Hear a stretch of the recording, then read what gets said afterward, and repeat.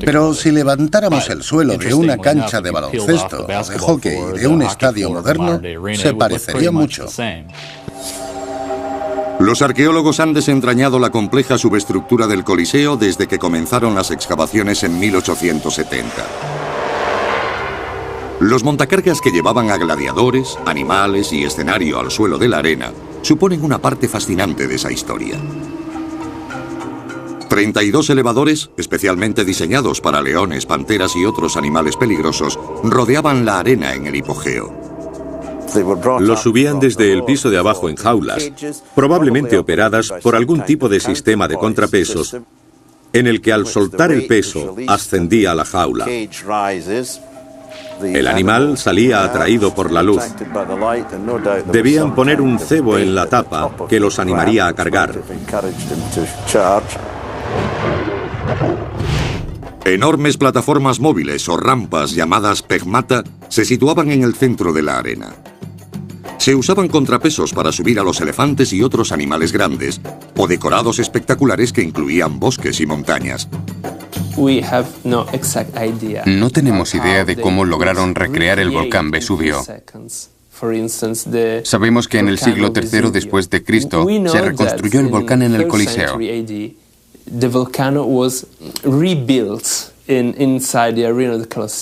Y que apareció rodeado de fuego y lava. Es increíble, pero lo hicieron. Además del hipogeo, los ingenieros antiguos añadirían una impresionante característica al Coliseo, que los diseñadores de los estadios modernos solo empezaron a poner en práctica a finales del siglo XX.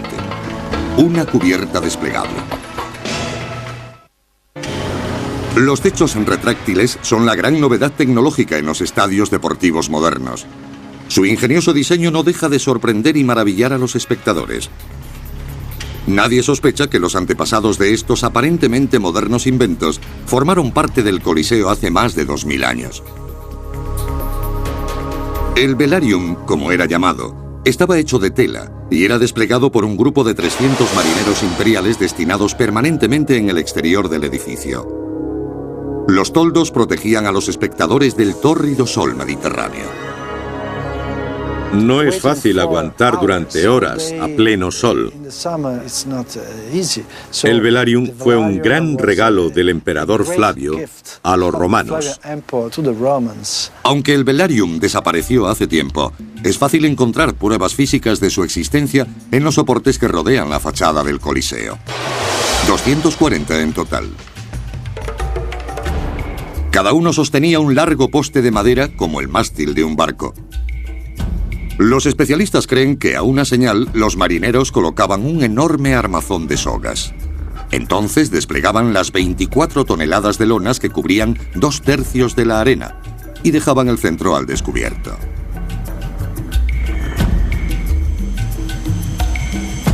Aún quedan rastros de las escaleras que usaron los marineros para tomar posiciones dentro de los muros del Coliseo.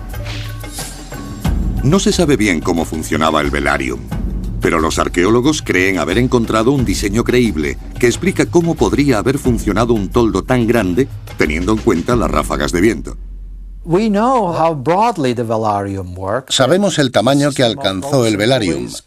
El sistema de sogas y poleas podía abrirlo y cerrarlo, y probablemente abrir y cerrar partes por separado. No había que abrirlo o cerrarlo entero, pero siguen siendo generalidades. No sabemos exactamente cómo lo unían al labrum, donde estaban los marineros, ni tampoco cómo tiraban de él.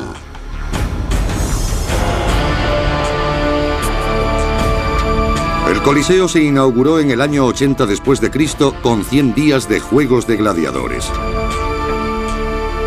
5.000 animales y un número desconocido de hombres murieron en un solo día en el sangriento festín inaugural.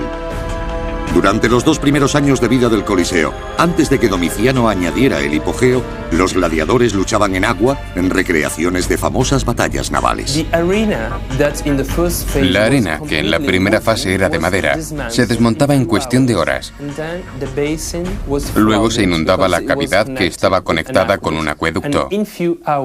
A las pocas horas, los espectadores podían ver barcos combatiendo dentro del Coliseo.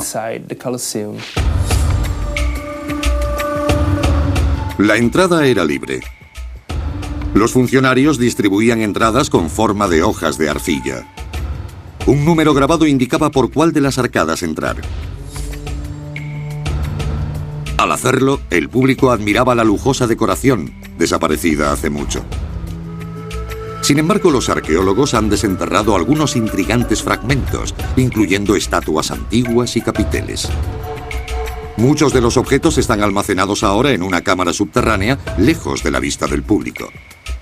Decoraciones florales y mitológicas como estas adornaron en su día las escaleras y paredes del Coliseo. Un artista del grafiti de la antigüedad grabó esta rama de laurel en piedra para un victorioso gladiador llamado Amato. El Coliseo estaba lleno de inscripciones, muchas destinadas a identificar quién tenía derecho a ocupar los mejores asientos.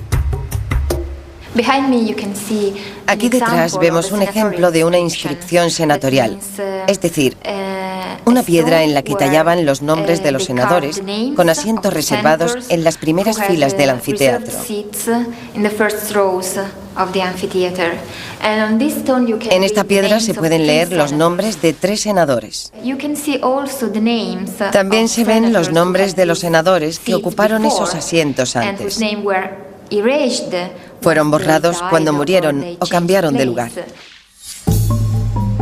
Los asientos se repartían según las clases sociales. El emperador y la nobleza se sentaban en una plataforma de mármol de 4 metros de altura en el primer nivel. Barras de hierro y redes los protegían de animales, armas y sangre. Los ciudadanos de clase media se sentaban en el segundo nivel. La clase baja era el tercero. En el nivel más alto, con tribunas descubiertas de madera y un espacio detrás para estar de pie, se situaban mujeres, pobres y esclavos. Los asientos eran de mármol y solo quedan algunos fragmentos. Restos de enormes bloques de inscripciones, erigidos tras un terremoto especialmente fuerte en el siglo V, siguen rodeando la arena. Los ciudadanos ricos que pagaron las reparaciones inscribieron sus nombres en las losas más grandes, como las vallas publicitarias de los patrocinadores en los estadios modernos. Eran inscripciones monumentales con grandes letras talladas en bloques de mármol. Se colocaban alrededor de la arena. Se hacían por los 2 lados para que el público pudiera verlas desde ambos lados del anfiteatro. Los espectadores que acudían al Coliseo podían entrar y salir de él con facilidad, evitando el caos al que nos enfrentamos hoy en la mayoría de los estadios.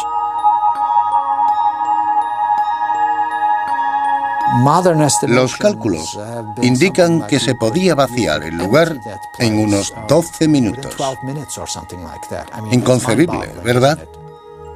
La gente se levantaba, iba a la salida más cercana, bajaba las escaleras, las rampas y salía por toda la circunferencia del edificio para dispersarse por la gran ciudad. Fue un gran logro de planificación.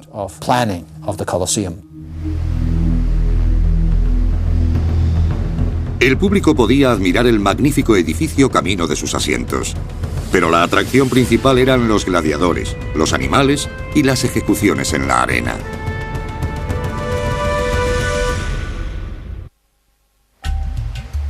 El Coliseo no fue el único anfiteatro de Roma.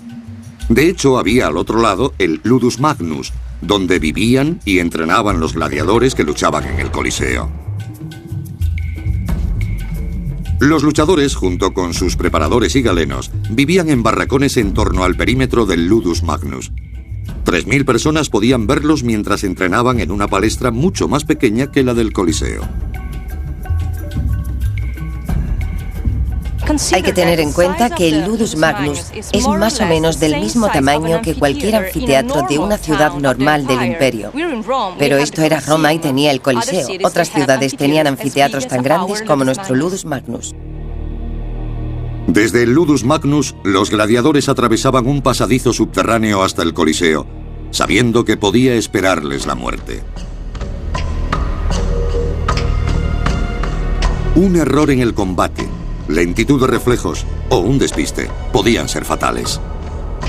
Sin duda, tales temores rondarían por las mentes de los que estaban a punto de hacer su espectacular entrada en el campo de batalla. Debían sentirse muy solos en la arena. 50.000 personas y ninguna había ido a verlos para sentir compasión o pena por ellos. Solo querían verlos sufrir. Querían verlos matarse. Si levantaban la vista, veían 100.000 ojos mirándoles.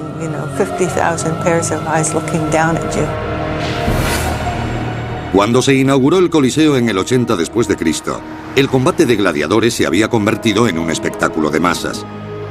Pero las raíces de los gladiadores se remontan al siglo IV antes de Cristo con los etruscos, una poderosa civilización al sur de Roma. Podrían haber evolucionado a partir de los juegos funerarios.